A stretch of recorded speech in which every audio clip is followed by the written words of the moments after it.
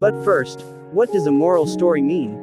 A moral story is one that helps you learn an important life lesson. Children enjoy stories with morals and learn important life lessons from them, such as how to handle rejection, how to deal with fear, and much more. Often, research has shown that young children learn moral reasoning through stories and from what they are told at an early age. The best part is that reading moral stories from an early age not only helps your child in learning important life lessons, but it also helps in language development. So here is our list of moral stories for kids to get you started on this journey. 12 must-read moral stories for kids. 1. The Golden Touch of Midas. Once upon a time, there was a Greek king, Midas.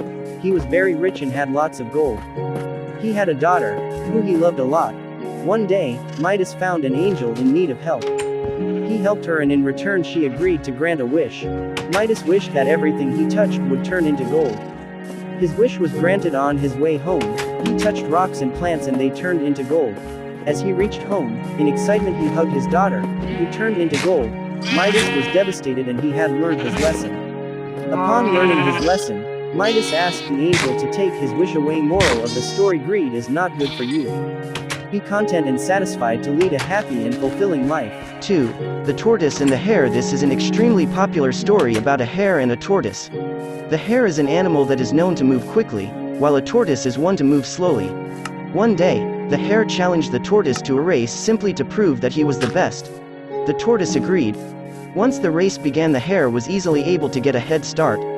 Upon realizing that the tortoise is far behind, the overconfident hare decided to take a nap. Meanwhile, the tortoise, who was extremely determined and dedicated to the race, was slowly nearing the finish line. The tortoise won the race while the hare napped. Most importantly, he did it with humility and without arrogance. Moral of the story: when you work hard and persevere, you can achieve your goals. Slow and steady wins the race. 3. The Boy Who Cried Wolf. A farmer asked his son to take their herd of sheep grazing every day. While the boy watched over the sheep, he got bored and decided to have some fun. So, he shouted, "Wolf! Wolf!" Upon hearing this, the villagers ran to help him chase the wolf away. As they reached him, they realized that there was no wolf and he was just kidding. The villagers were furious and they yelled at the boy for creating chaos and panic. On the next day, and the boy shouted, "Wolf!" again, and once again the villagers came to help him and saw that there was no wolf. This made them very angry again. On the same day, the boy saw an actual wolf that has terrorizing the sheep. The boy cried, "Wolf! Wolf! Please help me," and no villagers showed up as they believed that the boy was joking again.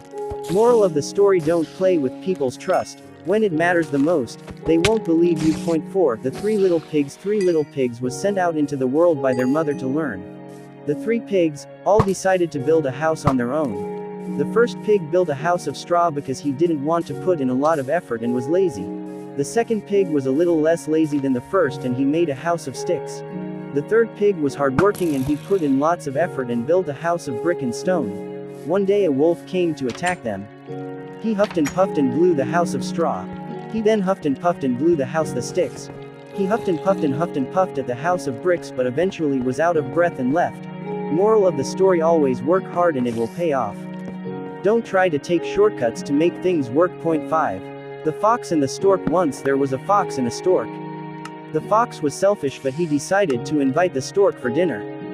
The stork was extremely happy to be invited and she reached his house on time. The fox opened the door and invited her in. They sat on the table. The fox served her some soup in shallow bowls.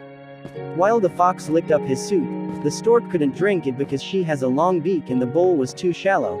The next day, the stork invited the fox over for dinner. She served him soup as well, but in 2 narrow vases. While the stork enjoyed her soup and finished it, the fox went home very hungry, realizing his mistake. Moral of the story: don't be selfish because it will come back to you at some point. 7. Be wise while counting. One day in Akbar's court, someone asked the question, "How many crows are there in the city?" No one had the answer. Birbal quickly replied, 4,312. He was asked how did he know this. Birbal send your man out to count the crows. If it is lesser than this number, then some crows are visiting their families elsewhere, and if it is more than this number, then some crows from outside are visiting their families here. Akbar was very happy with the answer and showered Birbal with gifts for his wit. Moral of the story: sometimes you have to learn to think outside of the box. 8. The Monkey and the Crocodile. This is a story from Panchatantra. A monkey lived on a berry tree on the river bank. Once he saw a crocodile under the tree who looked hungry and tired. He gave the crocodile some berries. The crocodile thanked the monkey and became one of his friends. The monkey would give berries to the crocodile every day. One day the monkey even gave the crocodile extra berries to take to his wife. His wife enjoyed the berries but told her husband that she wanted to eat the monkey's heart. She was a wicked and cunning woman. The crocodile was upset, but he decided that he needed to make his wife happy. On the next day, the crocodile went to the monkey and said that his wife had called him for dinner. The crocodile carried the monkey on his back across the river. He told this monkey his wife's plan. The monkey had to think quickly if he wanted to save himself. He told the crocodile that he left his heart on the berry tree and that they needed to return. On reaching, the monkey climbed the tree and spoke. "I'm not getting down. You betrayed my trust and that means our friendship is over. Moral of the story: never betray someone who trusts you and choose your friends wisely. Point 9. The foolish thief. One day, a wealthy man came to Akbar's court in hope to get help from Birbal. The man suspected that one of his servants had stolen from him. The clever Birbal thought of a plan and gave all the merchant servants sticks of the same length. He also told them that the stick will grow 3 inches by tomorrow if they were the thief. The next day, all the servants gathered around Birbal. He noticed that one of the servants' sticks was 3 inches shorter than the others. Birbal immediately understood who the thief was. The thief had cut the stick shorter by 3 inches as he thought it would grow 3 inches. Because of this, his guilt was proven. Moral of the story: the truth will always come out one way or another, so better to be truthful from the beginning. Point 10. The Brahmin's dream. A poor Brahmin lived in a village all alone. He had no friends or relatives. He was known for being stingy and he used to beg for a living. The food he got as alms were kept in an earthen pot which was hung beside his bed. This allowed him to easily access the food when he got hungry. On one day, he got so much rice gruel that even after completing his meal, there was so much left over in his pot. That night, he dreamt that his pot was overflowing with rice gruel and that if a famine came, he could sell the food and earn silver from it. This silver could then be used to buy a pair of goats who would soon have kids and create a herd. This herd in turn could be traded for buffaloes who would give milk from which he could make dairy products. These products could be sold in the market for more money. This money would help him get married to a rich woman and together they would have a son who he could scold and love in equal measure. He dreamt that when his son wouldn't listen, he would run after him with a stick. Wrapped up in his dream, the Brahmin picked up the stick near his bed and started hitting the air with the stick. While flailing about, he hit the earthen pot with the stick. The pot broke and all the contents spilled over him. The Brahmin woke up with a start only to realize that everything was a dream. Moral of the story: one should not build castles in the air. Point 11. The stork and the crab. An old stork lived on the side of a fish pond. He was too old to fish any longer, and he had to come up with an idea for food. Suddenly, he had a great idea. He stood in the water with a sad face. A crab came up to him and asked him why he was so unhappy. The stork said, "I've heard that this pond is going to dry up soon and now I have to fly away to another pond." Concerned, the crab asked the stork to save the animals in the pond as well. He would take a couple of fish in his beak and fly away towards another pond. Once he would reach far out of sight the pond, he would eat them. He did this many times. Now it was the crab's turn. As they were flying, the crab looked down but could not see a pond. However, he saw a lot of fish bones. The crab immediately realized what was happening and grabbed the stork's throat tight with his sharp claws. The stork struggled to get free, but the crab held on. Soon the stork fell to the ground. The crab crawled back to his pond to tell the story to the rest of the pond creatures. Moral of the story: too much greed is bad for you and will only cause you harm. Once, there was a boy who became bored when he watched over the village sheep grazing on the hillside. To entertain himself, he sang out, "Wolf! Wolf! The wolf is chasing the sheep." When the villagers heard the cry, they came running up the hill to drive the wolf away. But, when they arrived, they saw no wolf. The boy was amused when seeing their angry faces. "Don't scream wolf, boy," warned the villagers, "when there is no wolf." They angrily went back down the hill. Later, the shepherd boy cried out once again, "Wolf! Wolf! The wolf is chasing the sheep." To his amusement, he looked on as the villagers came running up the hill to scare the wolf away. As they saw there was no wolf, they said strictly, "Save your frightened cry for when there really is a wolf." Don't cry, wolf, when there is no wolf. But the boy grinned at their words while they walked grumbling down the hill once more. Later, the boy saw a real wolf sneaking around his flock. Alarmed, he jumped on his feet and cried out as loud as he could, "Wolf! Wolf!" But the villagers thought he was fooling them again, and so they didn't come to help. At sunset, the villagers went looking for the boy who hadn't returned with their sheep. When they went up the hill, they found him weeping. There really was a wolf here. "The flock is gone," I cried out. "Wolf, but you didn't come," he wailed. An old man went to comfort the boy. As he put his arm around him, he said, "Nobody believes a liar, even when he is telling the truth." There was an old owl who lived in an oak tree. Every day, he observed incidents that occurred around him. Yesterday, he watched as a young boy helped an old man carry a heavy basket. Today, he saw a young girl shouting at her mother. The more he saw, the less he spoke. As the days went on, he spoke less but heard more. The old owl heard people talking and telling stories. He heard a woman saying an elephant jumped over a fence. He heard a man saying that he had never made a mistake. The old owl had seen and heard what happened to people. There were some who became better, some who became worse. But the old owl in the tree had become wiser, each and every day. Once upon a time, a farmer had a goose that laid one golden egg every day. The egg provided enough money for the farmer and his wife to support their daily needs. The farmer and his wife continued to be happy for a long time. But, one day, the farmer thought to himself, "Why should we take just one egg a day? Why can't we take them all at once and make a lot of money?" The farmer told his wife his idea, and she foolishly agreed. Then, the next day, as the goose laid its golden egg, the farmer was quick with a sharp knife. He killed the goose and cut its stomach open, in the hopes of finding all its golden eggs. But, as he opened the stomach, the only thing he found was guts and blood. The farmer quickly realized his foolish mistake and proceeded to cry over his lost resource. As the days went on, the farmer and his wife became poorer and poorer. How jinxed and how foolish they were. One day, a farmer was looking for a water source for his farm, when he bought a well from his neighbor. The neighbor, however, was cunning. The next day, as the farmer came to draw water from his well, the neighbor refused to let him take any water. When the farmer asked why, the neighbor replied, "I sold you the well, not the water," and walked away. Distraught, the farmer went to the emperor to ask for justice. He explained what had happened. The emperor called on Birbal, one of his 9 and wisest courtiers. Birbal proceeded to question the neighbor, "Why don't you let the farmer take water from the well? You did sell the well to the farmer." The neighbor replied, "Birbal, I did sell the well to the farmer but not the water within it. He has no right to draw water from the well."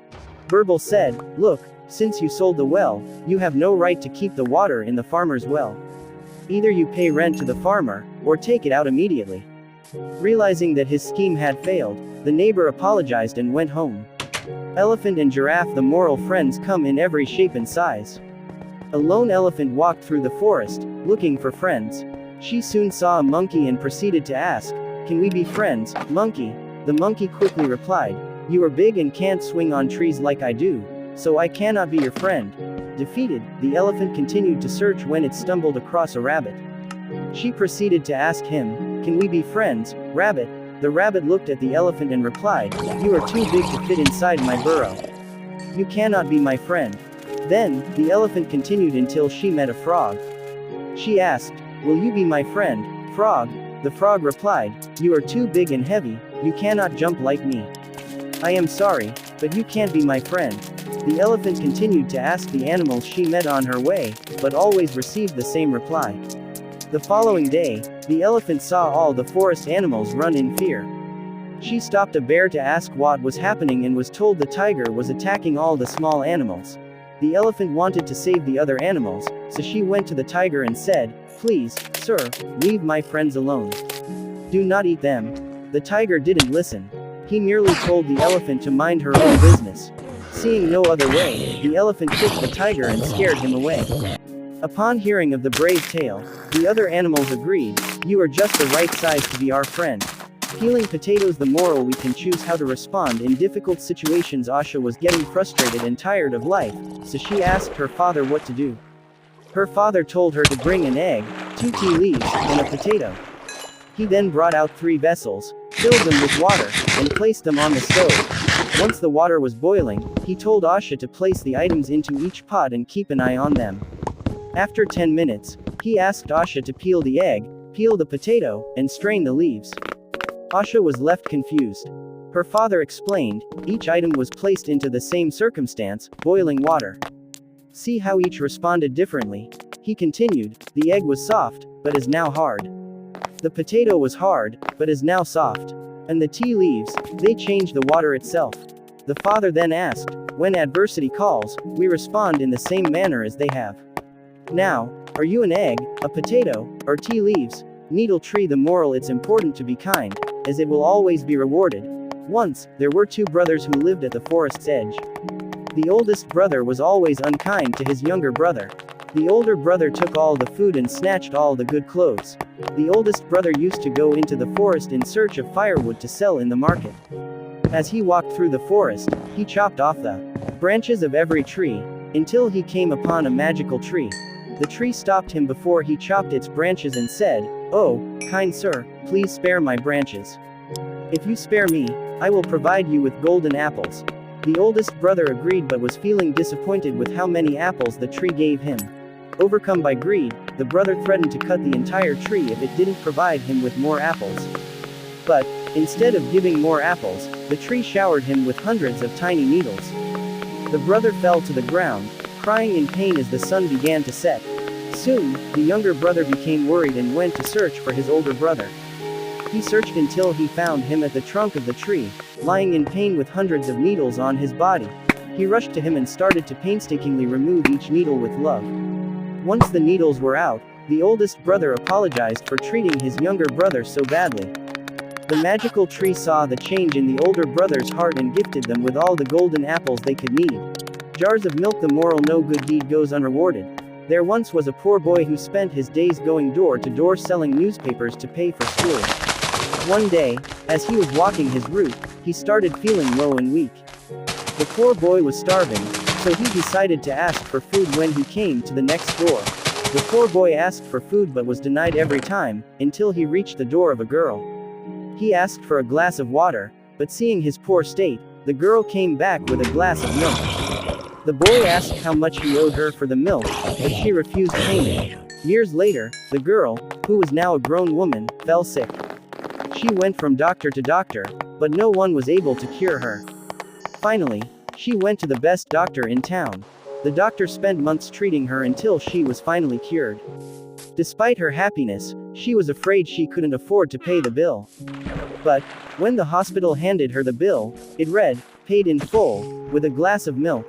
Grasshopper sitting on a leaf. The moral: there's a time for work and a time for play. One bright autumn day, a family of ants was busy working in the warm sunshine.